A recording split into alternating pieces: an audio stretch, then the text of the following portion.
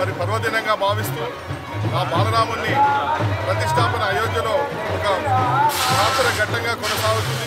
దాన్ని పర్యవేక్షించడానికి, దాన్ని ప్రత్యక్షంగా వీక్షించడానికి భువనగిరి పట్టణంలోని గంజిలో ఆర్యవైశ్య సంఘం ఆధ్వర్యంలో పెద్ద ఎత్తున ర్యాలీగా నిర్వహిస్తూ ఇక్కడ ఎల్ఈడి స్క్రీన్లు ఏర్పాటు చేస్తూ అయోధ్యకు వెళ్ళలేకపోయినా ఇక్కడ నుంచి ప్రత్యక్షంగా వీక్షించే విధంగా ఏర్పాటు చేయడం జరిగింది. ఇక్కడ పెద్ద ఎత్తున భక్తులంతా తరలి వచ్చి ఈ పర్వదినాన్ని ఒక పండుగ వాతావరణంలో జరుపుకుంటున్నారు.